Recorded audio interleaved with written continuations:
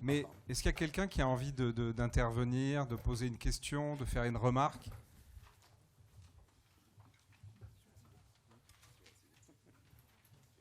Allez-y.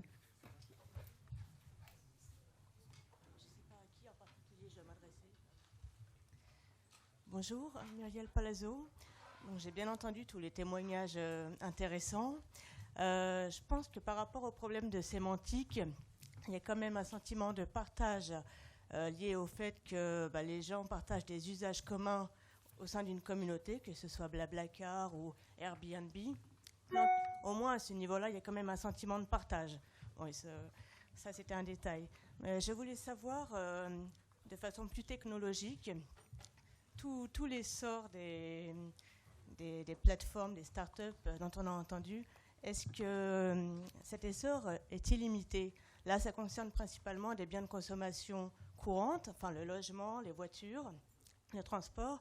Est-ce que, par exemple, on peut imaginer que ça se décline à des biens de luxe ou alors, pourquoi pas, les gens veulent aller plus vite en avion, une plateforme qui met en commun des usagers qui veulent prendre un avion pour aller... Est-ce que c'est illimité ou est-ce que... voilà, s'il y a des spécialistes. Merci. D'abord, c'est une bonne question. Il y a ici quelqu'un qui représente Butterfly, où on partage des bateaux. J'avais au téléphone, qui est là, il peut venir dire un mot. J'avais au téléphone 2 Français qui étaient à Berkeley, là, il y a quelques jours, je les avais au téléphone. Et eux, ils ont lancé Wingly, qui permet de partager l'avion, avec évidemment, et qui sont représentés ici. Voilà, vous pouvez vous lever. Hein. Et donc, je pense qu'il n'y a aucune limite en réalité. Et que c'est bien la raison pour laquelle c'est important qu'on se retrouve. Et la dernière table ronde, où on va commencer à réfléchir sur le modèle de société, le modèle de travail, quel type, est-ce que c'est du salariat, est-ce que c'est de la prestation? Et justement, tout ce qui a été soulevé dans la précédente table ronde, avec l'idée, est-ce que c'est ou non une économie de partage? Voilà, tout ça, c'est au cœur de ce qu'on doit bâtir. Et moi, je pense que même Uber et les autres, il y a une idée de partage parce que, même si évidemment, ce n'est pas un partage sans qu'il y ait aucun enjeu financier. Mais d'abord, on ne l'a pas abordé, il y a aussi, on m'a passé des petits mots, du troc qui existe. Et avec l'économie du partage, c'est même un troc qui s'organise. Mais en dehors de ça, moi je pense qu'il y a, et après on va laisser la parole et ouvrir le débat, mais je pense qu'il y a dans cette économie du partage une forme de prise du pouvoir par les citoyens qui considèrent qu'ils en ont assez d'être pressurés de charges, qu'ils en ont assez d'être étouffés de codes, de réglementation, et que ces nouvelles technologies leur donnent la possibilité de finalement prendre une forme de liberté. Et rien que ça, c'est une forme de partage. De la même façon que quand on ferme, par exemple, Uber Pop, on en a parlé tout à l'heure, il y a toute une partie de la population qui n'avait pas accès à un certain nombre de services. Et comme on l'a fermé, alors ils ont encore Itch, et j'espère que ça va durer un certain temps pour eux, mais comme on l'a fermé, ils n'ont plus accès. Ça veut dire qu'ils passent d'une situation où on avait partagé avec eux l'accès à un mode de transport à une situation où finalement ils ont perdu la possibilité d'avoir accès à ce mode de transport.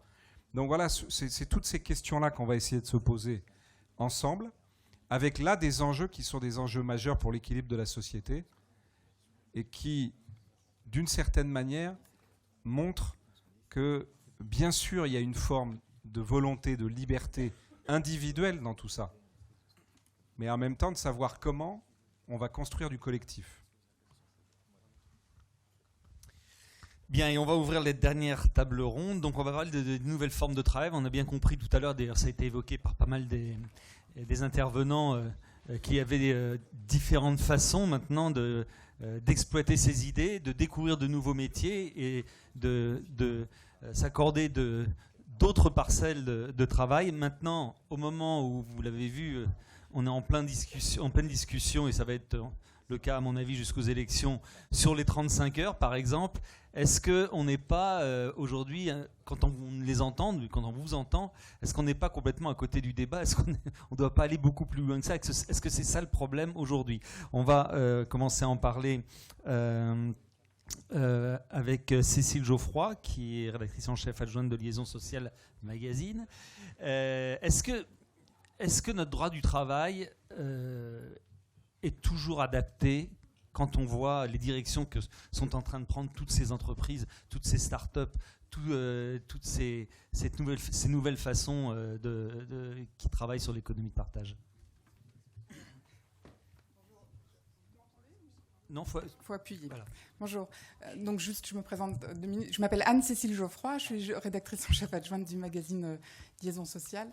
On est donc un magazine de presse professionnelle et on travaille et on observe, nous, le monde du travail tel qu'il évolue. Donc le code du travail est-il adapté? Vous imaginez bien que ces dernières semaines, on a eu beaucoup de débats là-dessus. On en a beaucoup parlé. Nous, on a regardé...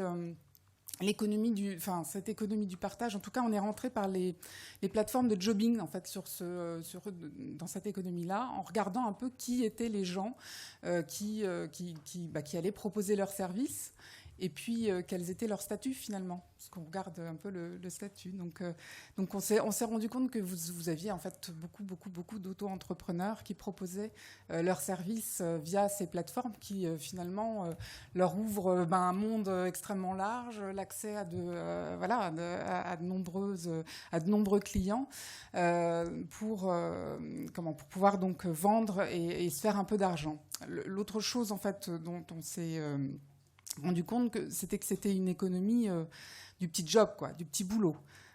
Pour le moment, en tout cas, c'était beaucoup ça, du micro-entrepreneuriat. Du travail de complément. Donc du travail de complément. Donc du coup, ça rendait, mais un peu comme l'auto-entrepreneuriat en fait. Ça permettait finalement à des gens d'aller chercher, le petit plus qui leur permet de boucler leur fin de mois, parce que c'est vraiment ça que l'on a pu observer et qu'on observe encore en regardant ce secteur-là. Alors, avec le droit du travail, concrètement, non. Enfin, le droit du travail, il n'a pas été fait, en tout cas pour ces indépendants, puisque c'est cette population-là qui est en train d'émerger très fort en fait dans la société française. Il a été fait pour régler la relation de travail entre une entreprise et son salarié.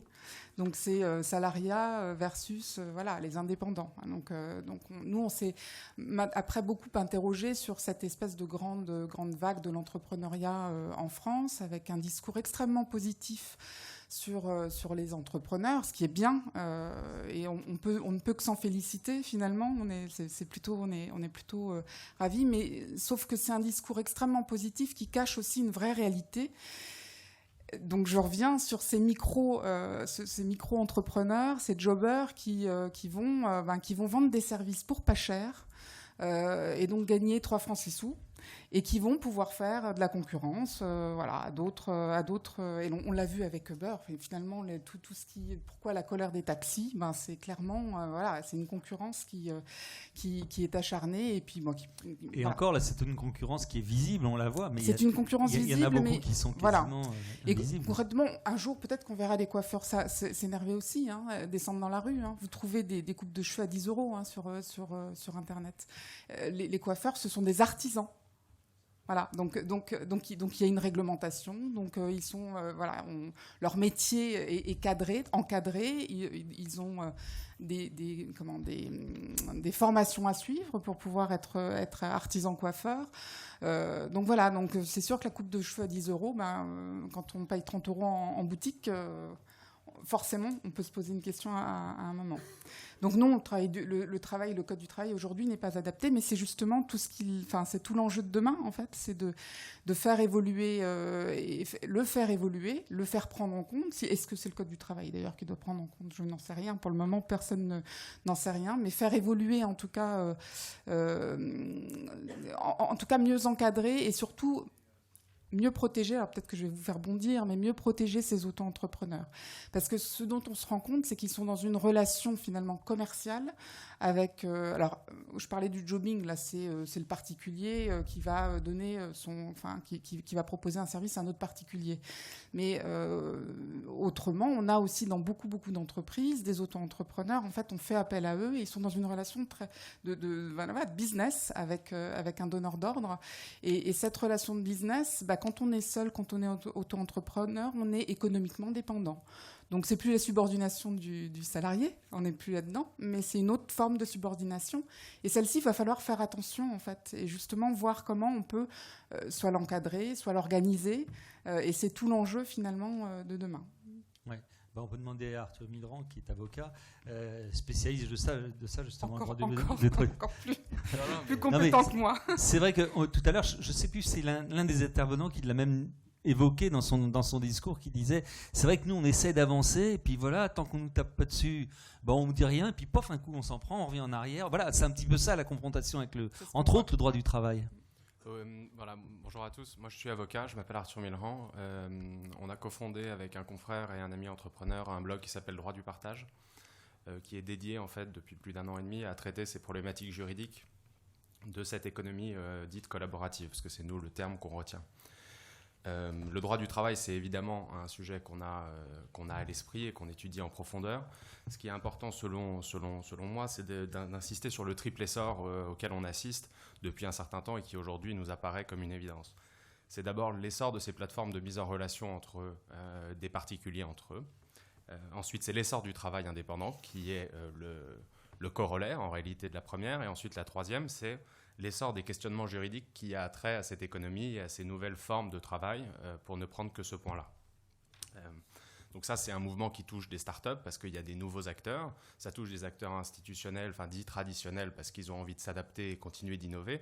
Ça touche aussi des grands acteurs numériques, par exemple Amazon avec son nouveau système de Flex aux États-Unis, où tout le monde peut devenir en fait un livreur. Les problématiques juridiques, pour revenir sur ça, parce que je pense que mon apport dans cette discussion se limitera à cet aspect-là, est de deux ordres. Le premier, c'est le salariat à l'heure du travail indépendant, à l'heure des indépendants. Parce qu'on a l'impression, et c'est le cas, que les indépendants se multiplient. Mais ils ne font que se multiplier. C'est-à-dire que cette réalité existait. Et des salariés, des travailleurs indépendants mis dans une situation de dépendance économique existaient déjà. Aujourd'hui, ça nous apparaît parce qu'il y a cette économie qui est en crise, des besoins de revenus complémentaires, comme vous le disiez, et donc en réalité, de plus en plus de gens intéressés par ces jobs, et qui sont la plupart du temps des petits jobs. Donc ça, c'est est-ce qu'on va assister à la fin du salariat? Est-ce qu'on va assister à mélanger les cartes à nouveau? Où est-ce qu'on place le curseur entre un salarié et un indépendant? Est-ce qu'il y a seulement besoin d'adopter des nouvelles règles qui viendraient définir nouvellement chacune des catégories? Ça, c'est quelque chose qu'on aura sans doute l'occasion d'approfondir aujourd'hui. La deuxième question, c'est la protection sociale. C'est-à-dire que l'explosion de ces travailleurs indépendants, leur problématique juridique ne se limite pas à savoir si on a besoin d'être un salarié ou on a besoin d'être un indépendant.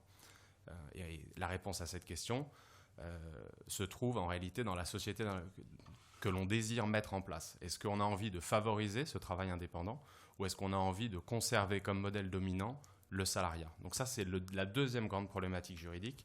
Et je crois savoir que l'inspection générale des affaires sociales s'est saisie de la question, donc y réfléchit, les pouvoirs publics y réfléchissent, et donc d'une manière générale, ces deux sujets sont dans la ligne de mire des pouvoirs publics, et c'est une très bonne chose et on ne peut que s'en réjouir.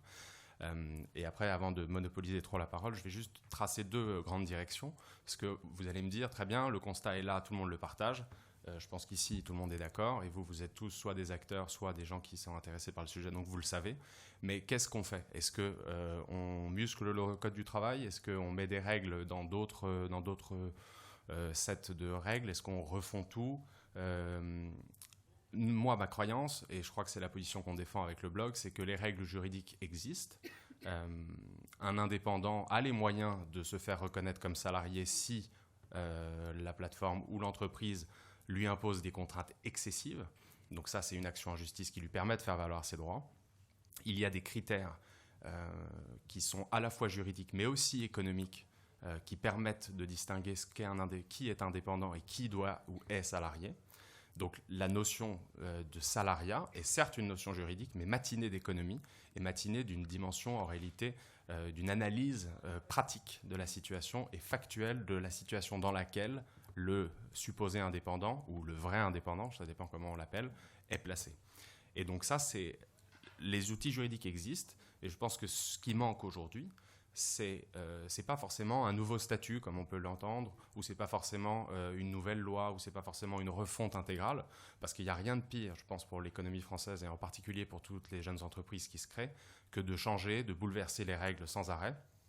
Et en réalité, ce qu'il faut, c'est créer de la stabilité dans les règles et de la prévisibilité. C'est-à-dire qu'aujourd'hui, les critères existent, mais ils sont nombreux, disparates, non hiérarchisés, et il est difficile pour moi, avocat, quand quelqu'un vient me voir en me demandant une analyse de la situation, je ne pourrais que estimer un risque, je ne pourrais que donner des indices à éviter pour éviter que ce soit un salarié déguisé ou pour renforcer si on veut que ce soit un vrai indépendant.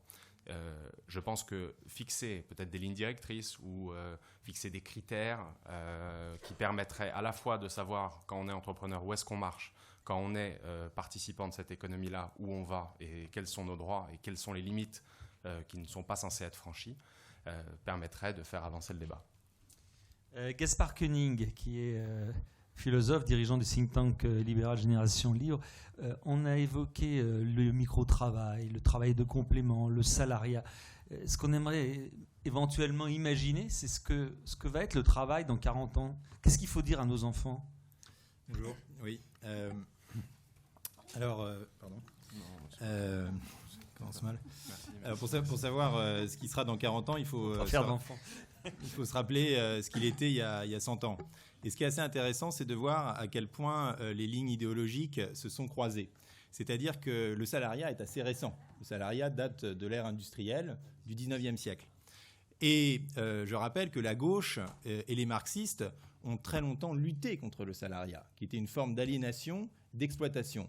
Pourquoi ? Parce que, comme le dit Marx dans les manuscrits de 44, le travail est extérieur à l'ouvrier. Il n'appartient pas à son essence. C'est-à-dire que quand on travaille, on est dépendant de quelque chose d'autre et on n'est pas soi-même. Et on n'est soi-même finalement que quand on rentre à la maison. Et donc on travaille pour avoir la possibilité, quelques heures par jour, d'être soi-même. Et c'est là qu'est l'aliénation pour les marxistes.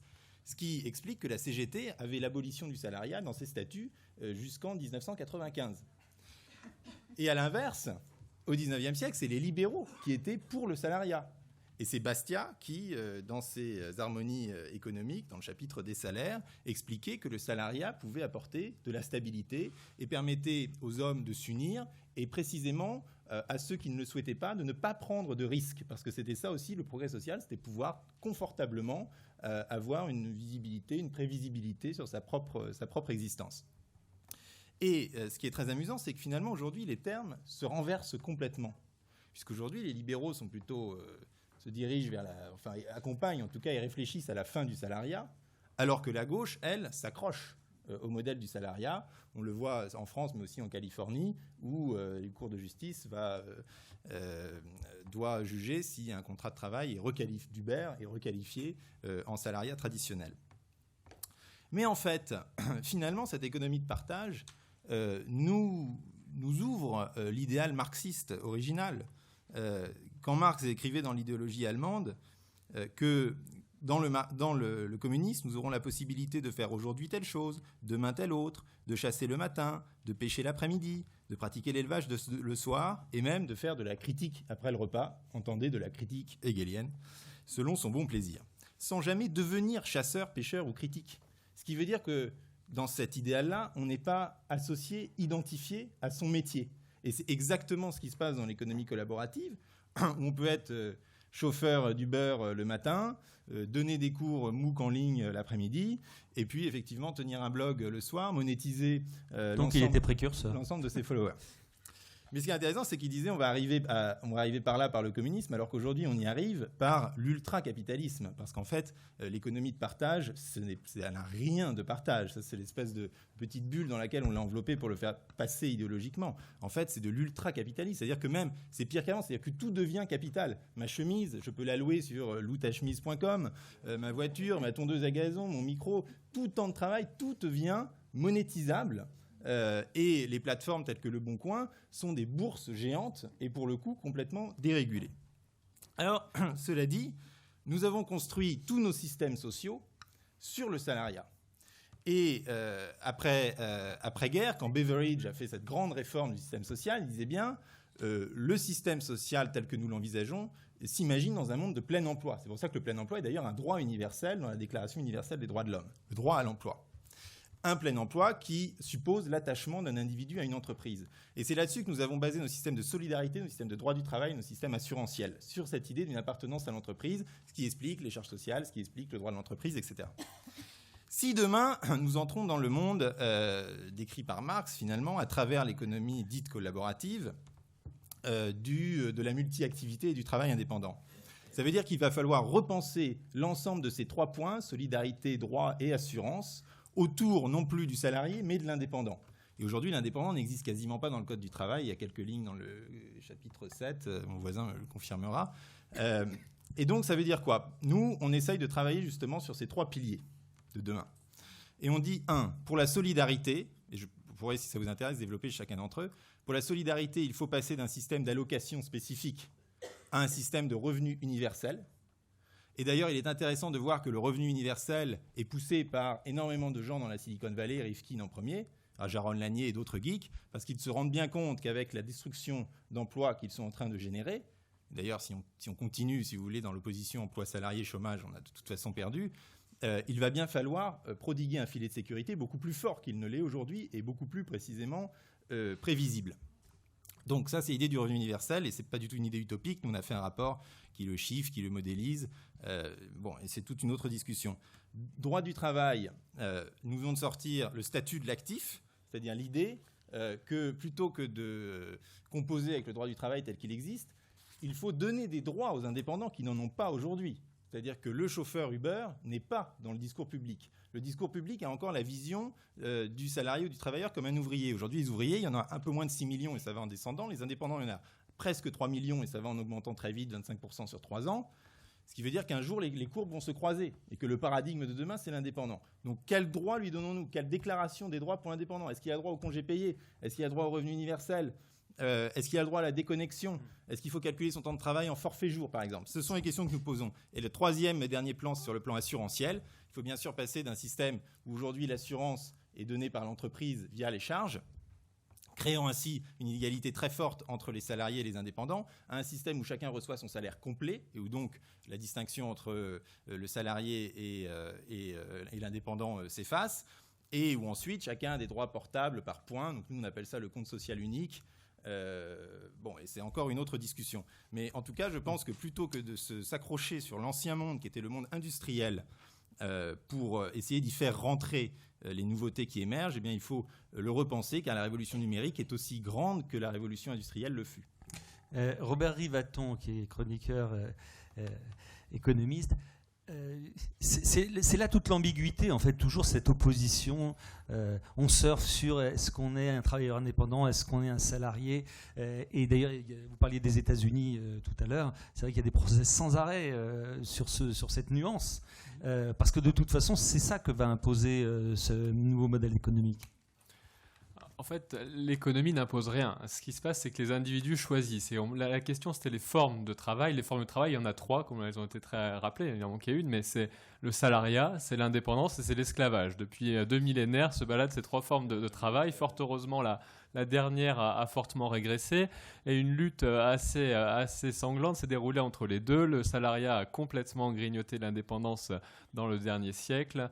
Et ça a été progressif. Face à ça, ce sont les formes de travail. Face à ça, après, il y a une régulation du travail qui se met en place avec des contrats de travail, avec une société, une loi qui réagit, qui essaie de cadrer les débats et d'essayer d'adapter le comportement des individus, qui ont un comportement individuel, à la société. Donc on essaye de cadrer. Donc ça, il y a énormément de contrats de travail qui existent, énormément énormément d'idées, de solutions. On propose des contrats de mission, on propose des contrats d'indépendance, d'autonomie. On peut trouver toutes sortes de contrats.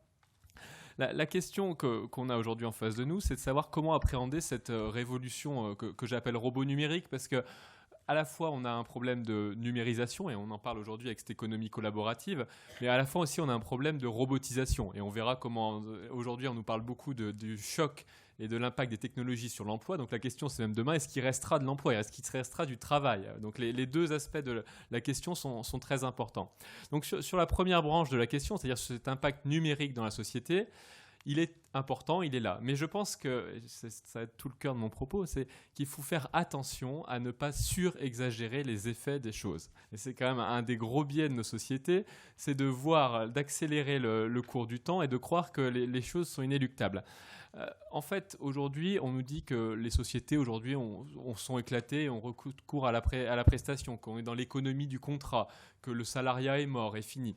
Quand on regarde les chiffres, pour être très exact, quand on regarde les chiffres américains, il s'avère qu'aujourd'hui, en tant qu'indépendant, qu'autonome, en vrai indépendant, il y a 15% des Américains.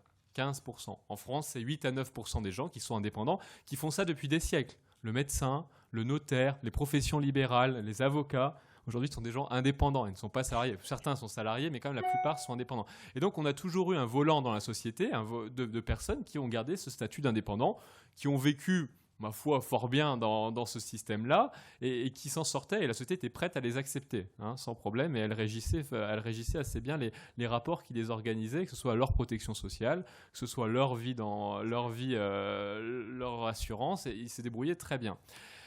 Donc, juste pour dire que le phénomène, quand on nous parle de 40% des travailleurs américains qui seraient freelance, ce qui est le chiffre qui circule très habituellement, on nous dit, donc ça fait peur. J'ai 34% sur mes notes. D'ici 2020, donc 40% d'ici 2020, aujourd'hui on dit 34% effectivement aujourd'hui, ce sont des chiffres qui n'ont pas de réalité économique. Or c'est l'économie qui m'intéresse et non la politique, et quand on regarde l'économie, on voit qu'aujourd'hui ces gens-là, ils existent, ils ont un poids important, mais qui ne sont pas encore une force majeure. Donc la question, c'est bien de voir le point d'arrivée, le point de basculement, quand est-ce qu'il va arriver, parce qu'il est important de dessiner les nouvelles formes des institutions, il est important aussi d'avoir le cadrage temporel pour se dire comment on ajuste le modèle. Parce que vouloir tout balayer le modèle d'un coup, qu'est-ce qui se passera? Ça va être très simple, c'est qu'on va braquer les gens, on va les opposer, on va faire croire que le salariat est quelque chose auquel il faut s'accrocher, qu'il faut défendre absolument, et il y aura des tensions extrêmes dans la société. Donc ça, c'est très important de ne pas surexagérer, de ne pas suramplifier le mouvement au risque de brusquer les gens. Et on le voit apparaître aujourd'hui. On nous décrit ce monde de l'ubérisation via les figures des TaskRabbit aux États-Unis ou des livreurs d'Amazon. Et tout de suite, ce qu'on voit, c'est on a vite fait d'assimiler ça au mini-job allemand ou au contrat 0 heure britannique. Et ça devient tout d'un coup dans un grand maelstrom de confusion. On a l'impression que c'est la fin du salariat, la précarité pour tous. Il faut absolument essayer de chasser cette idée-là, sinon on va avoir une opposition des peuples et ce sera normal. Le second point de mon argumentaire, c'est la question de l'emploi. On se parle des formes de l'emploi, mais est-ce qu'il restera de l'emploi demain? Est-ce qu'on aura encore du travail, puisque c'est quand même la question que pose le numérique. Quand on dit qu'il y a une désintermédiation, ça veut dire qu'il y a moins d'intermédiaires. Quand il y a moins d'intermédiaires, il y a moins de personnes entre moi et le producteur. S'il y a moins de personnes entre moi et le producteur, ça veut dire qu'il y a des gens qui faisaient quelque chose auparavant qui ne sont plus là. Et c'est valable pour beaucoup de choses. Et quand en plus on dit que le rapport entre le producteur et le consommateur, il est intermédié par un logiciel ou par quelques bouts de lignes de code, forcément on comprend bien qu'il y a quelqu'un qui n'a plus d'emploi au milieu. Et ça aussi, c'est la deuxième grande peur, le deuxième grand fantasme qu'on anime sur le marché du travail. Et là aussi, je pense qu'il faut être assez prudent. Nous sommes des sociétés qui sont capables d'évoluer, qui ont réagi à des progrès fulgurants par exemple au siècle passé. On a réussi à l'absorber, à l'encaisser. Et ça, il ne faut surtout pas négliger la capacité d'une société à encaisser les chocs à la fois technologiques, parce que là, on est sur un choc technologique qui rencontre la volonté d'individus qui ont envie de plus d'indépendance, plus d'autonomie, et qui sont en train de la conquérir, qui l'avaient conquise dans la sphère familiale, et qui aujourd'hui la conquièrent dans la sphère professionnelle. Et cette indépendance, cette autonomie, on est capable de l'assumer, nos sociétés sont capables de la supporter. Et donc, je pense qu'il est très important de penser le modèle de demain, de penser le futur. Ça serait dommage de ne pas le faire. Mais il faut être capable de le faire avec du recul et surtout ne pas surexagérer les mouvements, car sinon, on risque de braquer tout le monde. Voilà. Alors, faut être prudent. Je reviens vers Anne-Cécile Geoffroy.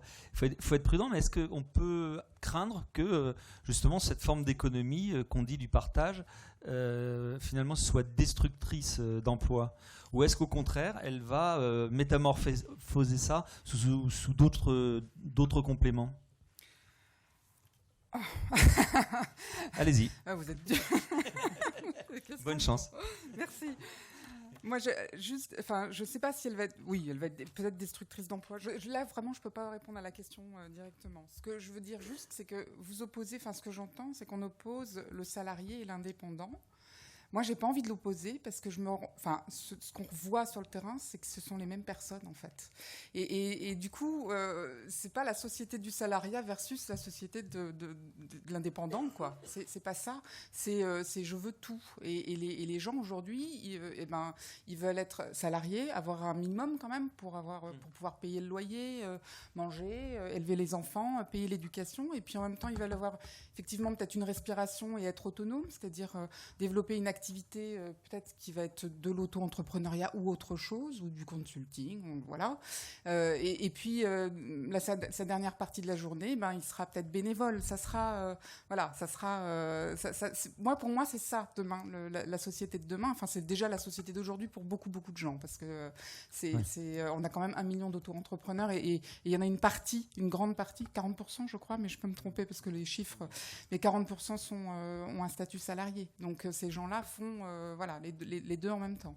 Donc détruire de l'emploi, oui. Bon, les robots, oui. Moi, on peut effectivement faire peur. Nous, on a choisi, puisqu'on a fait notre une là ce mois-ci sur les robots.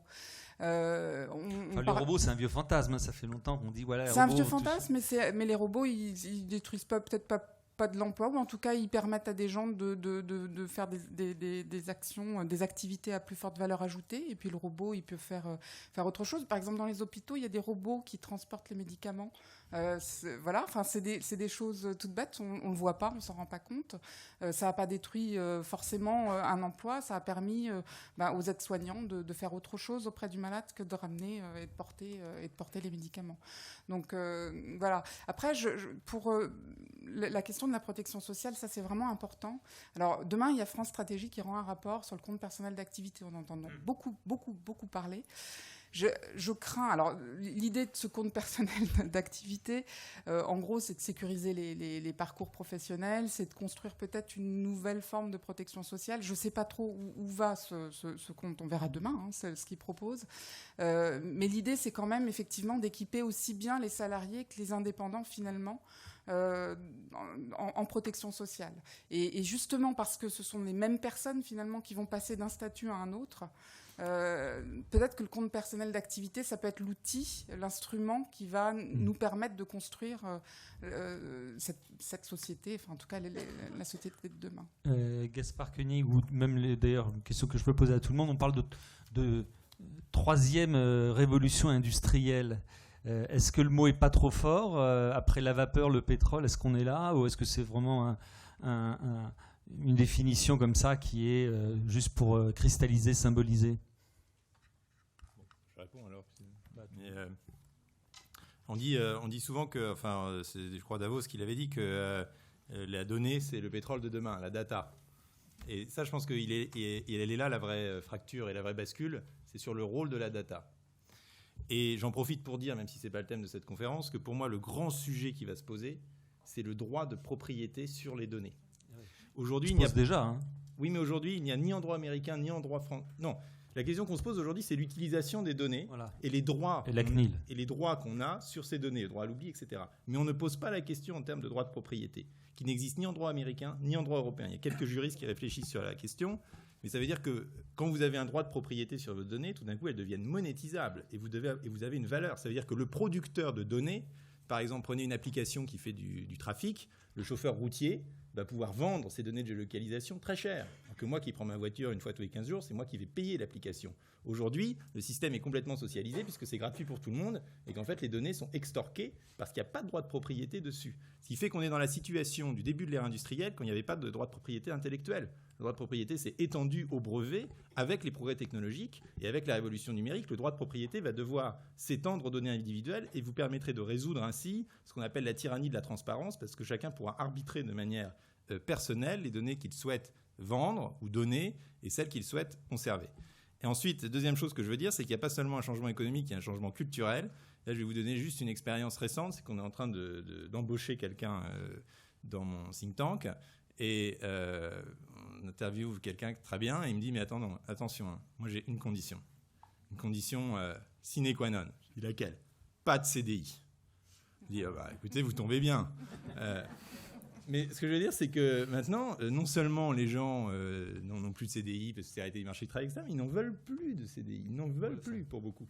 Oui. Et là, c'était quelqu'un qui était, qui est vraiment typique de sa génération et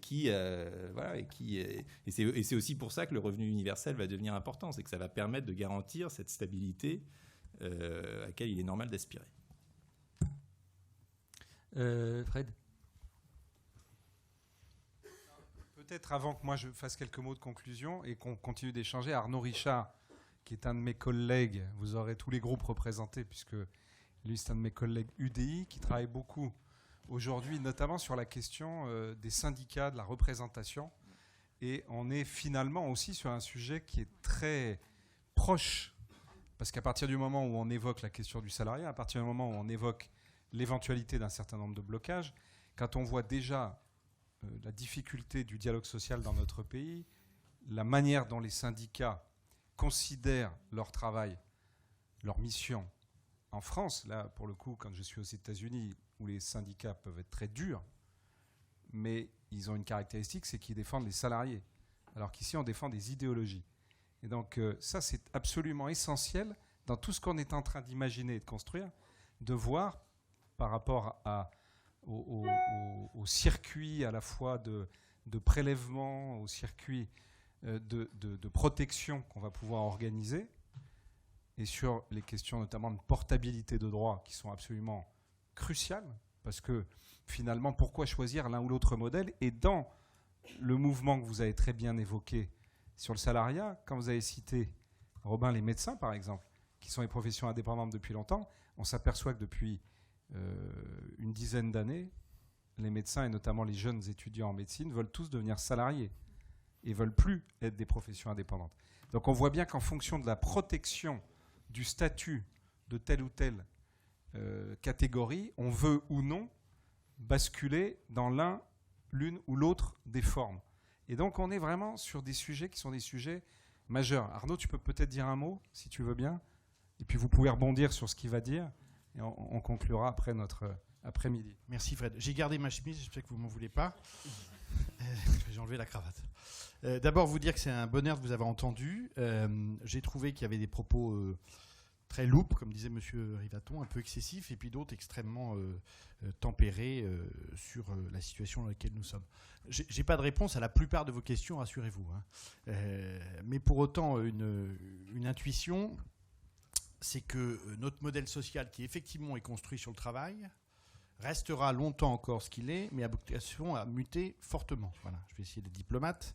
Et cette bookerisation, c'est-à-dire booking et ubérisation, sous-traitance et surtraitance, va manifestement modifier de façon massive le droit du travail et l'exercice du travail dans notre pays et ailleurs. Pour autant, Madame a raison, c'est souvent aujourd'hui du travail de complément. Il ne faut pas l'oublier, peut-être pas pour vous dans la salle, mais aujourd'hui de façon massive. Et si nous voulons faire société ensemble, il faut que les deux modèles se parlent ou ne soient pas simplement dans la violence et dans le choc. Alors c'est vrai que les exercices médiatiques récents montrent que peut-être un modèle a raison et l'autre pas. En tout cas, il va falloir qu'on vive ensemble. Et moi, je crois beaucoup à la force de ce collectif qui nous a permis de créer le pire des pays au monde, mais j'en connais pas de meilleur. Excuse-moi, Frédéric. Je crois que nous avons certainement un pays les plus formidables qui puisse exister. Et on le sait que quand on entend parler les étrangers de la France. Voilà. Comme ça, il faut appeler un chat un chat. Pour autant, ce pays tel qu'il est construit, c'est-à-dire sur le salariat, c'est-à-dire la retraite, les droits sociaux, la santé, on vient de fêter l'anniversaire de la Sécu, l'assurance maladie, l'UNEDIC, tout ça est construit sur le travail, est construit sur les relations du travail, est construit sur deux acteurs, les partenaires sociaux, qui ont un petit peu de mal à se parler. L'exercice d'Air France n'est certainement pas, heureusement, ce qui se passe dans tout le cadre du paritarisme, mais on a une petite difficulté actuelle à laquelle il va falloir qu'on sorte.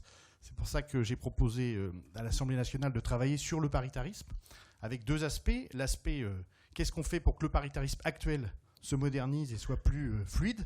Alors la fluidité du dialogue social, pour les plus anciens, c'est un mot assez marrant, parce qu'il a une histoire, ce mot. Bon, enfin, je ne vais pas revenir dessus. Et puis, qu'est-ce qu'on fait pour que le paritarisme de l'économie de demain se crée et se bâtisse. Donc on a un sujet, c'est que la plupart d'entre vous, vous avez créé des activités, des entreprises, mais je pense que vous êtes la plupart pas dans une branche, par exemple, ou alors peut-être le Syntec en étant rattrapé par la Manche. Bon. Donc on a quand même la nécessité de construire le paritarisme et le dialogue social de l'économie de demain. Après, on pourrait aller plus loin, mais c'est intéressant. Le camarade qui a cité Bastia a une vision des choses que je trouve intéressante, mais à part qu'il oublie qu'il n'y a pas simplement des travailleurs, il y a aussi des inactifs, des gens malades, des retraités, et un certain nombre de gens qu'il faut regarder dans l'analyse qu'on peut faire de l'évolution du travail et de la société.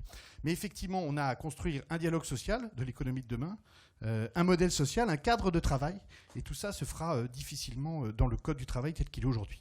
Voilà ce que je voulais vous dire. Merci Fred de m'avoir proposé de participer à ces débats. Je crois que pour autant vous êtes les acteurs des chemins de la croissance et que le travail salarié restera quand même, et moi j'y crois, sans être marxiste, j'y crois pour les générations à venir. Voilà, merci à tous. Merci. Est-ce que vous voulez peut-être réagir les uns et les autres ? Je voyais Gaspard qui faisait quelques mots, et je crois Arthur voulait dire quelque chose. Juste pour rebondir sur la différence entre les professions indépendantes telles qu'elles existent déjà, les médecins que vous avez mentionnés, eux ne s'installent plus, pas forcément parce qu'ils ne veulent pas être indépendants, mais parce qu'ils n'ont pas les revenus ou les ressources et leur métier ne leur permet plus de s'installer. Les avocats, c'est un exemple typique où on continue de s'installer et on continue à être indépendant. Opposer les deux, salariat, indépendant, je pense qu'il ne faut surtout pas le faire parce que c'est caricatural et qu'il ne faut pas non plus déstabiliser, ça c'est ce qu'on a dit, parce que ça crée des tensions.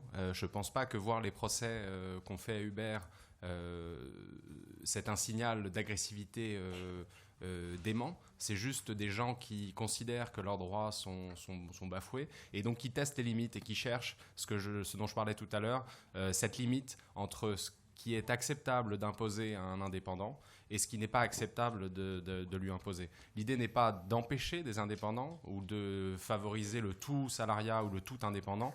Je pense que les deux ne sont pas du tout en opposition. La seule chose qu'il faut éviter, c'est que des entreprises se saisissent de ce régime qui est beaucoup plus favorable parce que ça coûte moins cher d'avoir des indépendants et d'en faire des quasi-salariés en leur imposant des contraintes qui sont contraires. De ne pas pouvoir fixer les prix de sa prestation, de ne pas choisir ses horaires de travail, pouvoir être sanctionné. Tout ça, c'est autant d'éléments qui sont contraires à l'idée même et à l'essence même de ce que c'est qu'un indépendant. Donc, opposer les deux, ça peut avoir des vertus rhétoriques, mais je pense que ça ne permet pas d'atteindre l'objectif de vivre ensemble. Voilà, c'est ça ce que je voulais préciser. Moi, je voudrais juste dire aux camarades qui nous a précédés qu'il y a des moments dans l'histoire de France où il faut refaire nos systèmes. Et d'ailleurs, je pense que c'est là que la France est bonne. On l'a refait plusieurs fois. On l'a fait en 1946, on l'a fait en 1958. Il y a des périodes de recettes. Donc, c'est pas la peine de reset, pardon. Donc c'est pas la peine de s'accrocher par exemple au paritarisme comme si c'était une valeur cardinale qui devrait guider la société pendant les 6 siècles à venir. Il y a peut-être d'autres formes. D'ailleurs, je me permets de préciser qu'aux États-Unis, où il y a donc quand même beaucoup de freelancers, même si selon Robin, il y en a un peu moins que ce qu'on imagine, il y a par exemple des syndicats de freelancers, la Freelancer Union. J'ai vu que hier, l'avocate qui dirige cette association était avec Obama, parce que justement, elle mène une campagne « Freelance is not free », et que c'est précisément par ces nouvelles formes de groupement, je n'appellerai pas ça du paritarisme, mais enfin de nouvelles formes de groupement qu'on acquiert de nouveaux droits. Aujourd'hui, il faut de nouveaux droits. On parle du revenu universel, du statut de l'actif. Ça, c'est des nouveaux droits adapté à une nouvelle société. Moi, je voulais rebondir en fait sur le paritarisme et la nécessité d'un dialogue social. Ça, c'est clair que c'est une vraie question. Que j'ai posé moi récemment à des responsables syndicaux. Et autant vous dire qu'ils sont complètement perdus, mais vraiment perdus. Et ils comprennent pas, ils savent pas. En gros, l'indépendance, c'est pas nous, quoi, c'est pas pour nous. Et il faudrait même pour certains, je pense que c'est FO, réformer carrément le statut du syndicat, parce que pour être syndiqué chez FO, il faut être salarié. Donc forcément, on peut pas être défendu par FO quand on est indépendant. Mais le vrai, voilà. Enfin, je pense que là, on parle beaucoup de protection sociale. Voilà, ça c'est très important. Mais moi, je crois quand même au dialogue social. Autrement, je ne travaillerais pas dans le journal dans lequel je travaille. Je pense que le paritarisme, il est nécessaire. Je pense qu'il peut aussi se réformer, évoluer. On peut changer de société. Il faut remettre un peu les choses en place. Ça va les bousculer. Ça va leur faire du bien, justement, de devoir prendre en compte pas seulement les salariés, mais aussi d'autres actifs qui montent, en fait, dans la société. Donc ça va être bon pour eux, même si ça va être sans doute douloureux. Voilà. Juste pour ajouter un mot, effectivement, je pense que nos institutions sont vivantes et qu'elles doivent s'adapter au monde tel qu'il est, et elles n'ont pas vocation ni à mourir forcément, ni à disparaître d'un coup, ni à être euthanasiées, mais en tout cas à évoluer et à être progressivement améliorées. Et l'économie numérique ou la numérisation de la société, ce n'est pas que cette partie-là. On a traité une partie sur le salariat, mais aujourd'hui il y a par exemple une refonte des modes de collaboration, par exemple dans le secteur de l'hôtellerie. Ça touche par exemple les bases fiscales. Les bases fiscales, c'est énorme, ça assure une grande partie de notre protection sociale. Donc c'est au moins aussi important que ce secteur-là. Et ce que je veux dire, c'est que la numérisation de la société, moi je la compare souvent à l'électrification de la société au début du siècle. Il y a un siècle, il y a eu un mouvement extraordinairement fort qui a été l'électrification, qui est arrivé de partout dans tout le pays.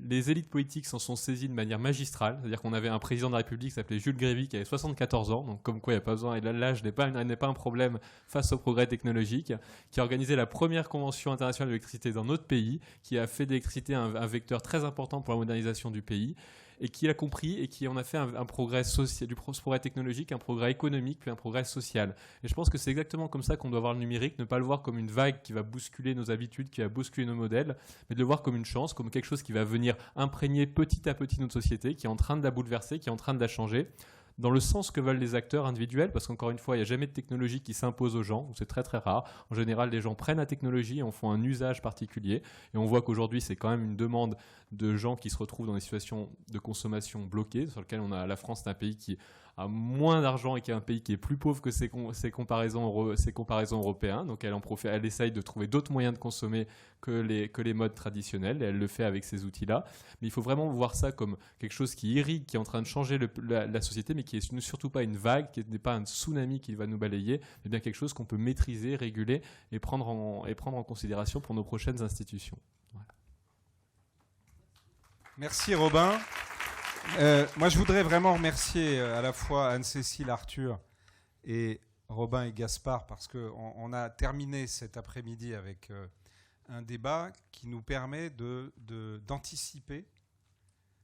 Et je le dis parce que je vis, une des raisons pour lesquelles j'ai pris l'initiative d'organiser ces assises, c'est que je vis assez mal dans le débat public, dont je considère qu'il est bien trop souvent un divertissement au sens étymologique du terme, c'est-à-dire qu'on détourne les citoyens de l'essentiel, que l'ensemble de ces questions qu'on vient d'évoquer, comme vous le savez, dans nos débats, y compris dans ma famille politique, ils sont quasiment totalement absents. Et les seuls sujets dont on nous rebat les oreilles, et il se trouve que dans ma famille politique, il y a des primaires qui s'annoncent, donc il y a, pour le coup, c'est partagé, ça concerne à peu près tous ceux qui sont annoncés comme candidats, qui ont tous, sur la question économique, une parole et un thème qui est les 35 heures. Or, c'est un sujet qui n'intéresse plus personne. Quand je vais dans les entreprises, il n'y a pas une entreprise qui me parle des 35 heures. Les 35 heures, c'est devenu simplement le seuil de déclenchement des heures supplémentaires. Et tout ce qu'on vient d'avoir comme débat aujourd'hui montre combien, au contraire, on a un champ absolument fantastique sur lequel il faut imaginer, il faut bâtir. Alors, je remercie Arnaud de ce qu'il a dit. Il se trouve qu'avec Arnaud, avec un certain nombre d'autres parlementaires, nous avons monté un groupe totalement informel qui s'appelle la Pléiade des modernistes. Pléiade, ça renvoie un peu aux racines, et moderniste parce qu'on essaye d'anticiper les choses. Et donc on essaye de travailler sur ces questions. Alors on est un certain nombre de députés républicains, un certain nombre de députés centristes, il y a un certain nombre de socialistes qui souhaitent venir travailler avec nous. Et on a comme caractéristique qu'on considère que beaucoup des sujets qui sont débattus dans nos familles politiques respectives ne sont pas toujours connectés à la réalité. Et donc moi je voudrais d'abord vous remercier parce que c'est intéressant que dans un cercle comme celui-là, qui est évidemment trans-courant politique, on va dire, le sujet n'est pas de le rattacher à telle ou telle idéologie, même si en vous écoutant, on voit bien les uns les autres ce qui peut vous porter en termes de référence.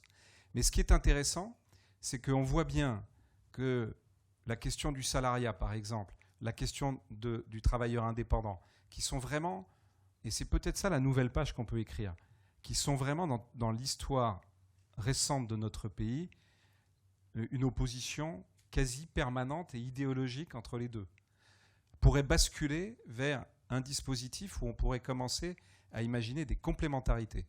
Et moi, ce que j'aimerais bien, si ça vous intéresse et ça vous amuse, dans ce club qu'on va construire tous ensemble, c'est qu'on pourrait, notamment, je l'ai proposé l'autre jour, ça m'est venu comme ça, j'étais dans une des très belles entreprises de fabrication de dessins animés, qui est dans le 15e, où les gens ne l'imaginent pas, il y a 700 jeunes Français qui bossent pour faire les plus grands dessins animés du monde entier. Ils sont pas... Alors bien sûr, tout ça est lié à une grande entreprise, en l'occurrence américaine. Mais ça se passe ici, sur notre sol. Et il se trouve que je réfléchis, plutôt que de perdre du temps sur la question des 35 heures, moi j'essaye de me poser sur la question de, justement, quel nouveau modèle on va bâtir. Et il y a un truc qui va peut-être vous faire réagir, mais il y a un statut qui, justement, idéologiquement, a été envoyé à la figure des uns et des autres depuis très longtemps, qui est un statut qu'il a fallu corriger, qu'il a fallu adapter, qui est un statut qui a quasiment, à un moment, représenté l'archaïsme et qui, à d'autres moments, été considéré comme symbolique de la société, c'est les intermittents du spectacle. Et moi, je trouve super intéressant de bosser avec notamment des patrons qui se sont confrontés, alors pour le coup, au paritarisme sur ces questions, et avec des intermittents, pour essayer de travailler par rapport à un champ finalement qui a déjà été l'objet de multiples études, de réformes. Parce que là, on est carrément sur l'idée on a une activité, on peut se retrouver avec des ruptures régulières, il faut de la portabilité de droit, et il faut inscrire dans la durée. Donc c'est un modèle, paradoxalement, qui apparaît comme très archaïque, qui en même temps est un modèle qui a permis de porter une activité qui à un moment été menacée. Et je suis persuadé qu'on peut essayer de travailler autour avec des gens qui ont beaucoup travaillé là-dessus. Je l'ai dit l'autre jour, tu te souviens Arnaud, puisque avec la Pléiade des modernistes, nous avons été déjeuner avec Pierre Gattaz. Et je l'ai dit au MEDEF en disant, moi j'aimerais bien qu'on travaille là-dessus et qu'on essaye de regarder si ça ne peut pas être un élément qui nous donne un certain nombre d'idées pour le futur. Voilà, en tout cas, vous avez compris que cette journée, on l'a voulu comme une journée disruptive en elle-même, c'est-à-dire qu'on essaye sur des sujets aussi essentiels de ce qui est en train de se bâtir pour notre pays, et y compris d'ailleurs pour la place de la France dans le monde, puisque c'est un mouvement planétaire. Je ne vais pas répéter ce que j'ai dit tout à l'heure, ce n'est pas en entravant et avec la garde à vue qu'on va arrêter ces mouvements-là. C'est au contraire en essayant de bâtir un nouveau modèle. Et je partage avec Gaspard ce qu'il disait tout à l'heure sur l'idée qu'il y a des moments où il faut qu'on soit suffisamment libre pour essayer de bâtir de nouvelles choses. Et que c'est sans doute ce qui est le plus difficile pour les hommes et les femmes politiques, puisque évidemment, les uns et les autres, nous passons notre temps, parfois trop d'ailleurs, et même souvent trop, à corriger sans cesse des lois qui existent et qui ont été empilées et construites. Et il y a un moment où il faut essayer de bâtir sur une feuille blanche. Donc voilà, c'est un rendez-vous, en tout cas, ce sont les premières. Si on les a appelées premières, c'est pour qu'il y en ait d'autres. Donc vous serez évidemment les uns et les autres invités. Je veux tous vous remercier d'avoir participé. Je souhaite que, évidemment, vous puissiez contribuer aux prochaines réunions, mais même en nous envoyant vos idées, vos propositions. Nouveaux Horizons, qui est le think tank que je préside, peut travailler avec vous et avec d'ailleurs les autres think tanks sur toutes ces questions. Mais je voudrais vous donner un rendez-vous d'ores et déjà, parce que je pense que finalement, il va rencontrer l'intérêt de beaucoup de ceux qui étaient ici sur une nouvelle conférence, de nouvelles assises qu'on va organiser le 5 novembre prochain sur la démocratie digitale. Et on ne va pas partir, parce qu'on parle d'économie du partage. Alors on peut discuter sur le mot, hein. Mais moi j'aimerais bien qu'on parle de politique du partage, qu'on essaye de réfléchir à une façon différente de construire les décisions politiques. Et pour construire les décisions politiques de manière différente, il se trouve que depuis des mois, avec Nouveaux Horizons, nous travaillons avec une société française, mais qui est au Canada, qui s'appelle Bluenove, qui a déjà développé un certain nombre de dispositifs allez, on l'appelle référendum, consultation, on l'appelle comme on veut, dans le secteur économique. Et on est en train de bâtir un outil, on va lancer une grande expérimentation en direction des Français de l'étranger, pour commencer, avec un système où il y a des bénévoles qui sont formés, il y a des attrapeurs, des synthétiseurs, toute une petite communauté qui va travailler à essayer de faire participer des acteurs. C'est un peu le principe d'ailleurs à Nouveaux Horizons, plutôt que des experts, des acteurs, à essayer de construire des décisions. Et donc, vous êtes évidemment les bienvenus et invités le 5 novembre. On va essayer de bâtir des outils dont j'aimerais, quand j'étais ministre, j'aurais aimé avoir à mes côtés un certain nombre d'outils d'aide à la gouvernance pour parfois consulter, partager avec les acteurs, parce que quand je faisais 3 déplacements par semaine pour aller voir les acteurs, aller dans les entreprises, c'était d'ailleurs, généralement, ça terrifiait mes collaborateurs parce que je revenais avec du concret, des problèmes réels, ce qui n'est pas nécessairement l'habitude dans le fonctionnement des cabinets ministériels. Eh bien, le problème, c'est que c'était artisanal. Aujourd'hui, on a la chance, avec le numérique, avec un certain nombre d'outils qui existent, de pouvoir passer à un autre niveau. Voilà. Et donc, c'est tout ça que je souhaiterais qu'on puisse bâtir. Donc, vous voyez, il y a plein de sujets et de projets qui sont des sujets qui peuvent nous permettre de dépasser et en tout cas d'accompagner des institutions qui peuvent être des institutions économiques, des institutions représentatives du monde de travail ou des institutions représentatives du monde du citoyen, pour ne pas dire les politiques, qui donnent le sentiment parfois d'être un peu en décalage et pas du bon côté. Pas en anticipation, mais plutôt un peu en retard. Voilà. C'est tout ça que je voudrais partager avec vous. En tout cas, merci vraiment d'être venus si nombreux, d'être restés tout ce temps. Avec Pierre Sled, on se posait la question de savoir si on allait faire des interruptions ou pas, et finalement, on n'en a pas fait. Et tout le monde, même si quelques-uns ont dû partir parce qu'ils avaient des obligations, mais beaucoup d'entre vous êtes restés jusqu'au bout. Donc un grand merci et rendez-vous pour les prochains épisodes. Merci à tous.